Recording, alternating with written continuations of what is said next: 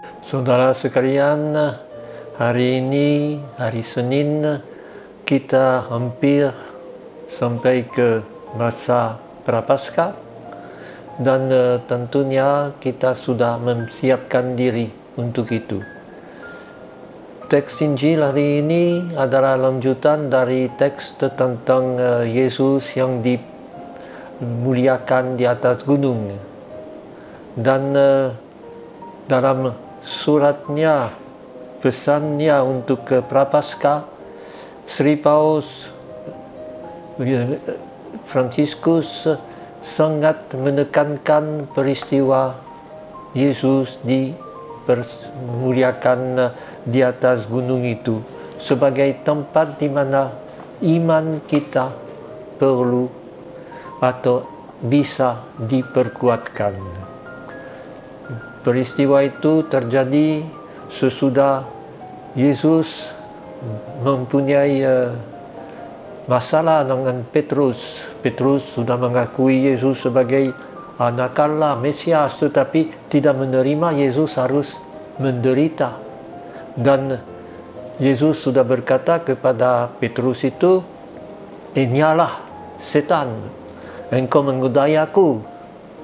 Tetapi sekarang dia sudah membawa dia bersama dengan Yakobus dan Yohanes di atas gunung, dan di situ mereka mengalami sesuatu yang istimewa, tetapi terutama mendengar bahwa Allah Bapa suruh dengarkanlah Yesus.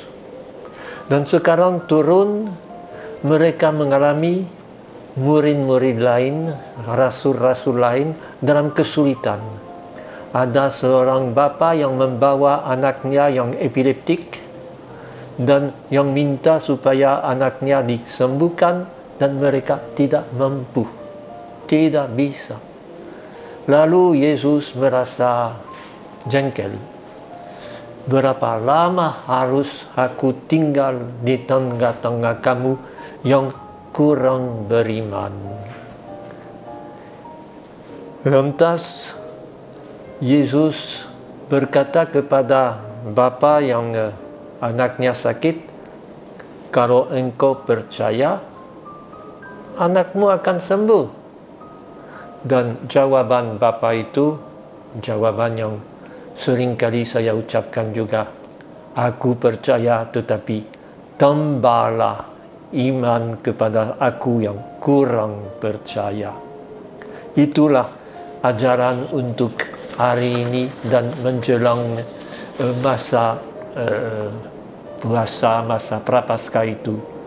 Sri Paus justru menekankan dalam pesannya bahwa kita harus bersama, mau naik ke gunung bersama dengan Yesus untuk pengalaman iman itu, tetapi juga bersama dengan Yesus menjadi orang beriman. Dan kesimpulan dari bacaan Injil hari ini adalah setan ini hanya bisa diusir dengan berdoa.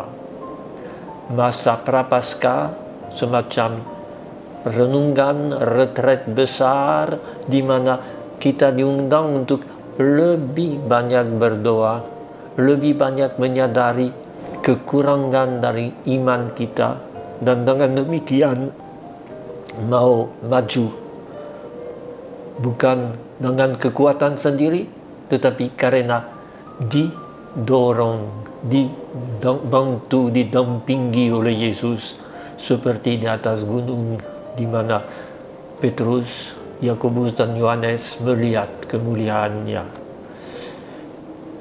Kita tahu bahwa kebijaksanaan adalah asal dari Allah saja, bukan kebijaksanaan kita manusia.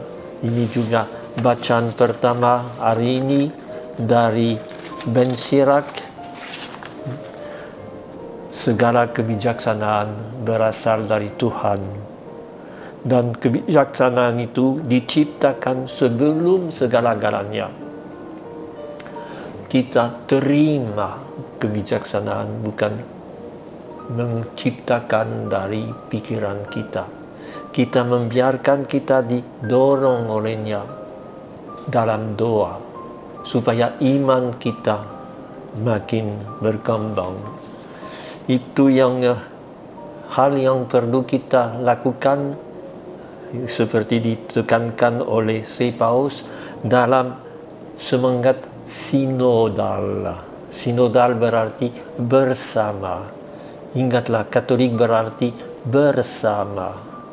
Bukan tugas dari imam atau dari teolog, dari guru, tetapi umat seluruhnya dijiwai oleh Roh Allah, menjadi seperti yang dikatakan kemarin dalam bacaan pertama, kita adalah bait Allah, tempat kediaman Roh Kudus. Semoga hal itu kita kembangkan sampai menjadi sempurna seperti Allah Bapa kita sempurna, menjadi seperti Yesus, orang yang beriman kepada Bapanya, seperti yang punya anaknya yang sakit, yang epileptik, berkata, Tuhan, tambahlah imanku. Dan untuk itulah kita tahu bahwa ini semangat Vincentian juga. Dia selalu menyadari bahwa dia harus maju dalam iman, maju dalam doa. Pentingnya renungan setiap hari, pentingnya menukar pikiran hasil renungan itu, pentingnya menjadi orang yang menghadapi semua kesulitan dari orang miskin dengan beriman, dengan sungguh-sungguh percaya bahwa kita bisa mengusir setan baru, yaitu kemiskinan yang makin merajalela di tempat orang yang disingkirkan, di tempat orang yang tidak dipedulikan. Menjadi orang yang seperti Vincentius dan dalam semangat Vincentian yang meniru Yesus dan bisa mendapat kebijaksanaan yang sebenarnya hanya datang dari Allah Bapa. Marilah kita mohon hal itu. Allah Bapa, sumber kebijaksanaan, ajarilah kami kebijaksanaan-Mu, supaya kami menjadi tulus dan menjadi pembawa damai kepada sesama. Semuanya dengan pengantaran Yesus Kristus dan karena iman kita. Demi Kristus Tuhan kami. Amin. Aku